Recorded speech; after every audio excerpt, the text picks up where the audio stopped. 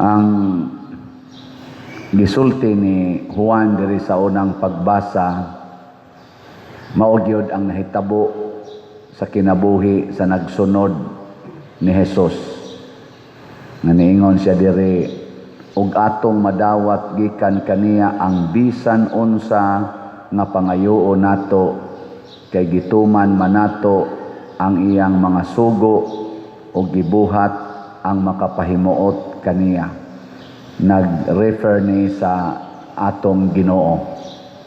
Basta magsigi tagtuman sa iyang sugo, di kita magsupak-supak, ang tanan sad natong pangayoon ihatag. Lingiyay mong tupad. Ing nagihatag ang tanan nimong gipangayo. Pangutan-a ba, ing nagihatag yun sa Ginoo. Nyagwa gani gihatag, pasabot, nagsupak-supak ka. Simple ra kayo nga rason. Usahay magmahay patas Ginoo nya kusog ra ba kay tang mo judge nga, Lord, wa jud ko ni supak nimo. Gituman gid nako imong mga sugo. Nya nagpa-colors buhok. Nagpa-kiskis kilay. Ana. Mga simple kayo ba? Labaw na gyud atong padak-an. Sige yaw-yaw sa mga anak. Sige panghukom ana mga silingan. So daghan kayo taog wa tumana. Mao na unsaon ba nato pag siguro nga gituman nato, kinahanglan na magpag-guide ta sa Espiritu Santo, dili sa espiritu sa kalibutan. Duha day kabuok ang espiritu, mga igsoon, na ay espiritu sa kalibutan ug ang Espiritu Santo. Ang Espiritu Santo, capital E, ang Espiritu sa kalibutan, small e.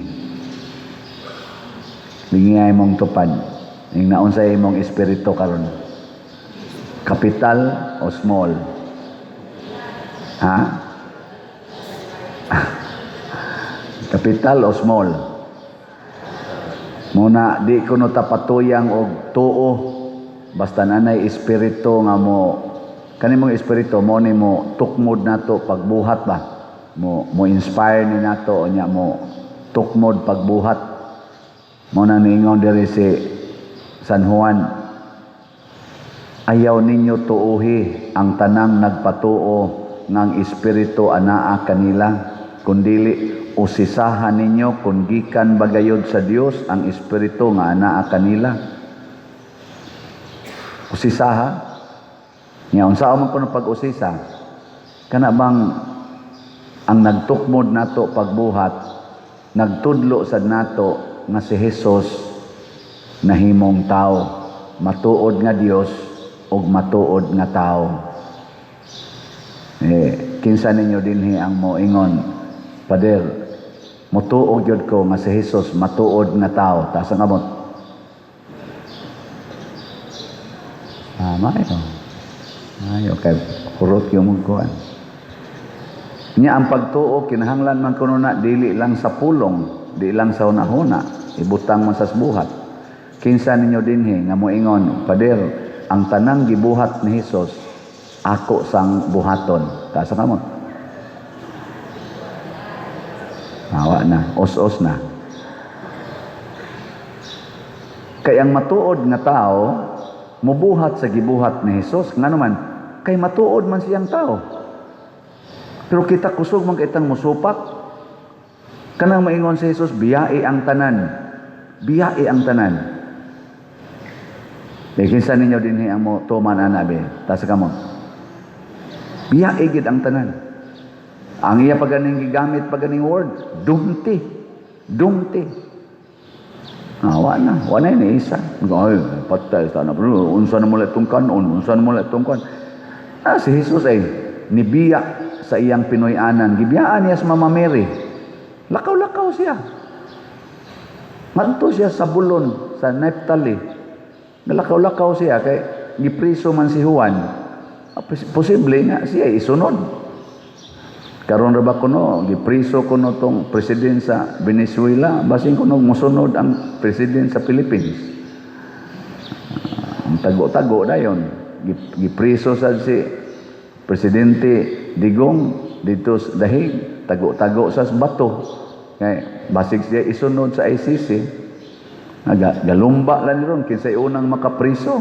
Ang ICC sa gikulbaan sa kaya basig pamprisuhon sa silang President Donald Trump. Nya kontra ra ba kay ni Donald Trump ang kaning mga magpadagan aning drogas, mao man na iyang accusation sa president sa Venezuela ba na? Venezuela katong yang giatake si ito Maduro sa tingan nato.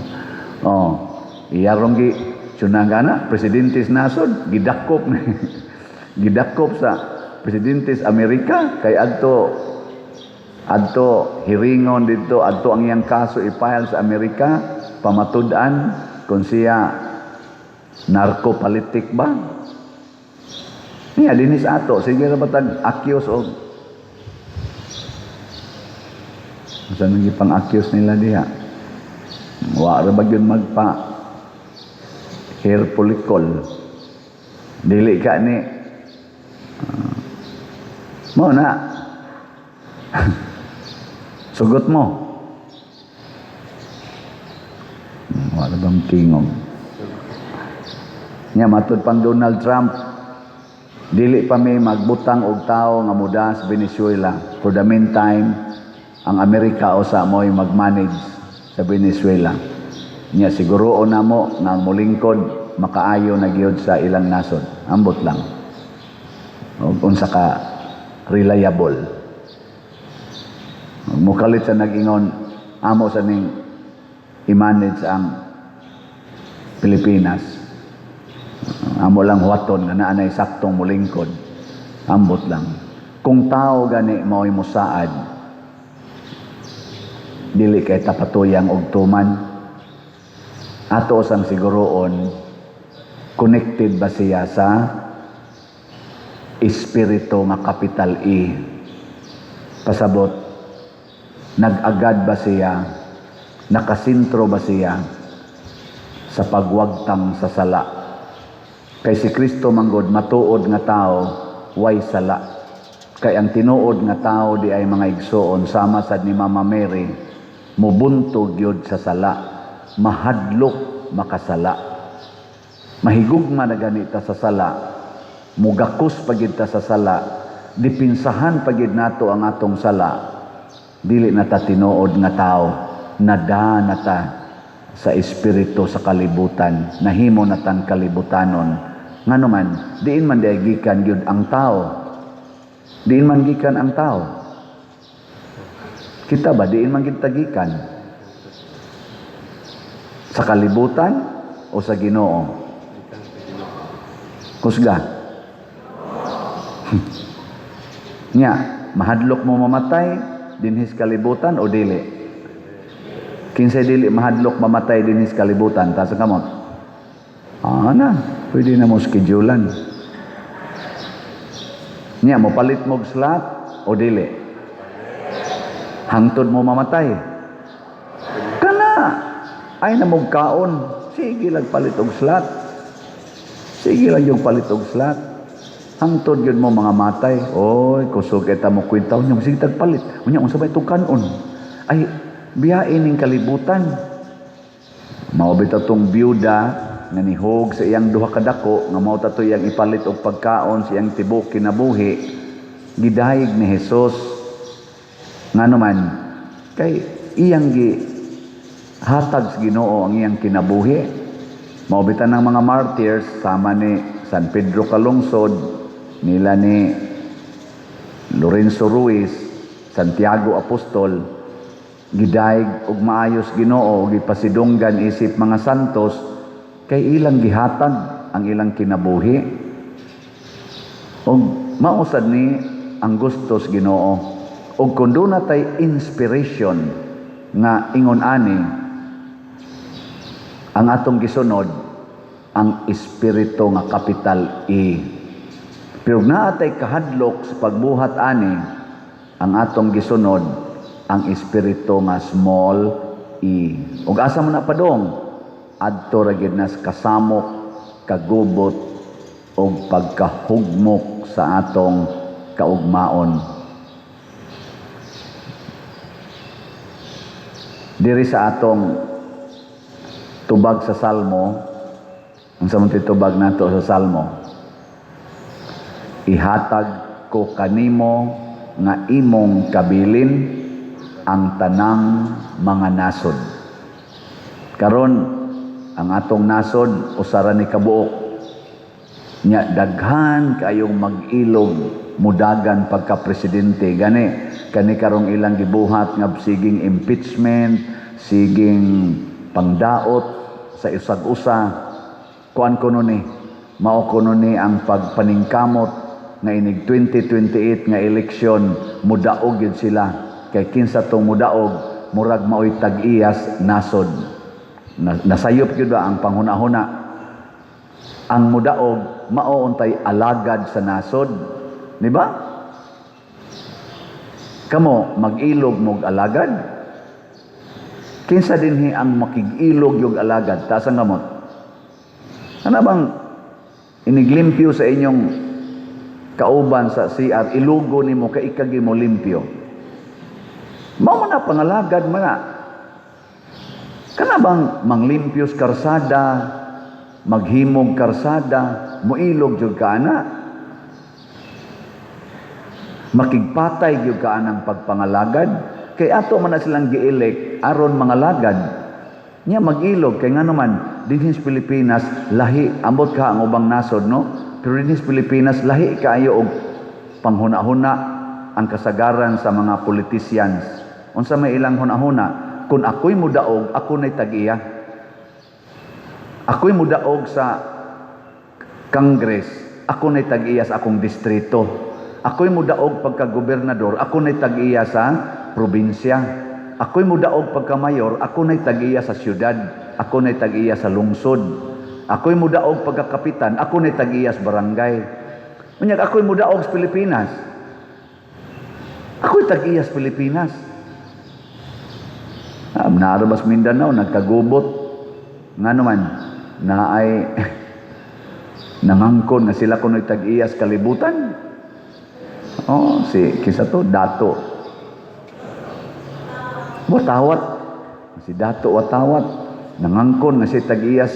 Iyang gibabagan ang daan. Di na niya pag-ion ng mga tao kay pabuhison o saan niya. Ambot siya ba kay gahimo atong karsada? Konkrito man to, lapad na karsada.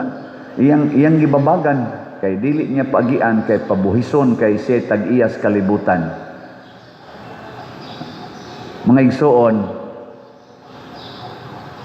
laway kayo tanahon nga ang mga elected official sa atong nasod nagpakaaron ingnon na sila nay tag-iya sa atong nasod. Nya kita mo igapili nila. Mura ka og aplikant sa trabaho sa usa ka kompanya nga pagdawat gyud nimo gidawat na ka gi-evaluate kag maayo pag human gidawat ka sa kompanya nya ikaw dayoy nangangkon nga ikay tag-iyas kompanya, pwede na? Dili oy. Ang tag-iya sa atong nasod kitang katawhan, pero ngano man nga ang atong mga elected officials labi na gid ang diya sa pinakataas, presidente, kongres, naning senador o uban pang mga dagko opisyal. Ngano mangangkon man sila tungod kay nagsunod sila sa espiritu nga small e. Iya sa kalibutan ang ilang kasing-kasing o hunahuna. Mao nang pahimos to the max. Karon lang ang atong 2026 budget naminaw ko sa ilang mga argumento didto sa Congress, daghan kaayo ang gi-provide para sa program fund o sa kaning ilang mga ayuda. Katubang ayuda ba nga mga tupad, mga AIX, gibalik gyapon nila.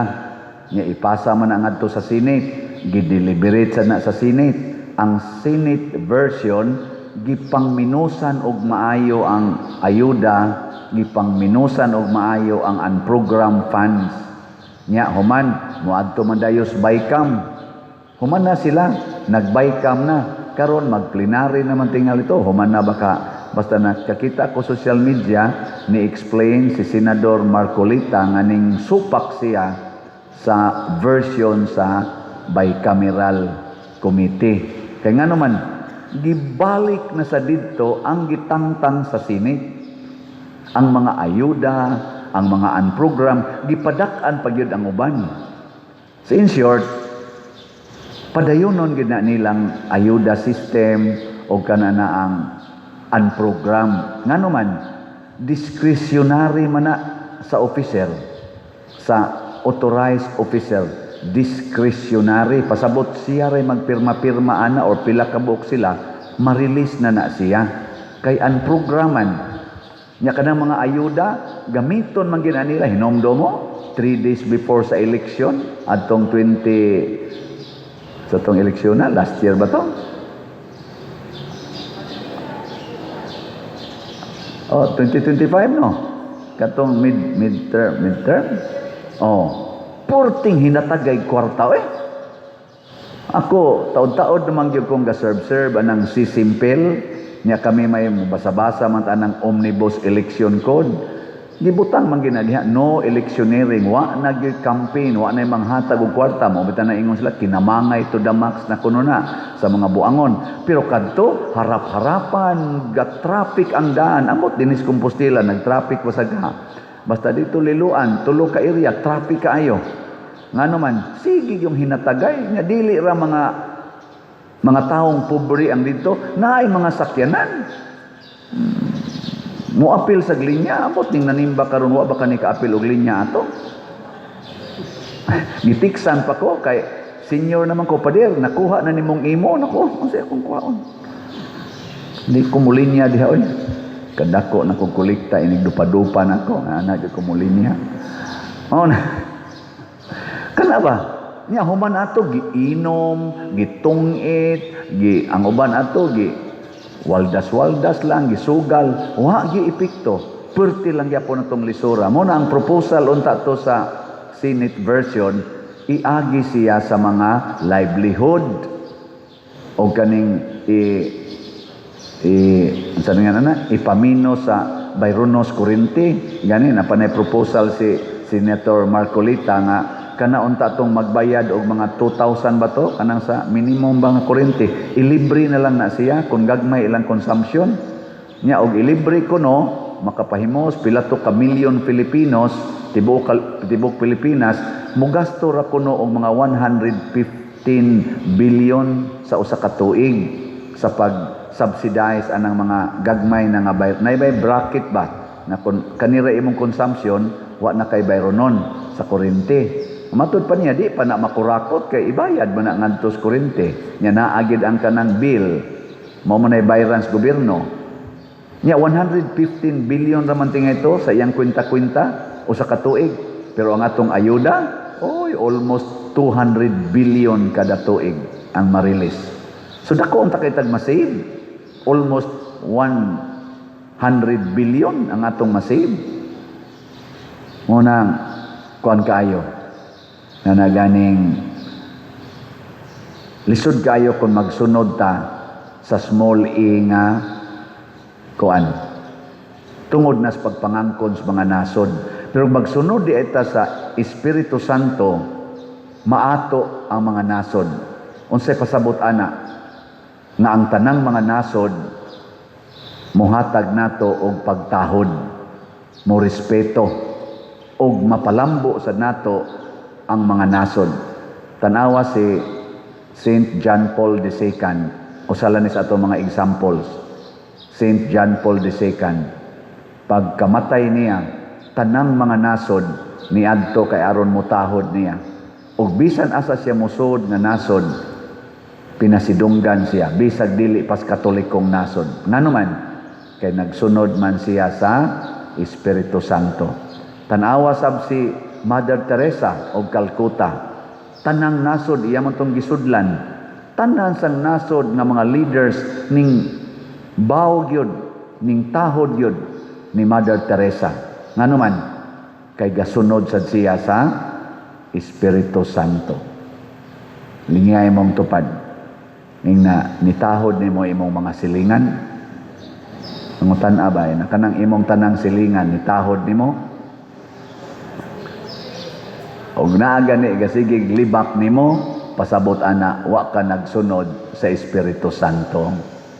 Ang imong espiritong gisunod, espiritus kalibutan. So katong nagsunod sa Espiritu Santo, manindog ta.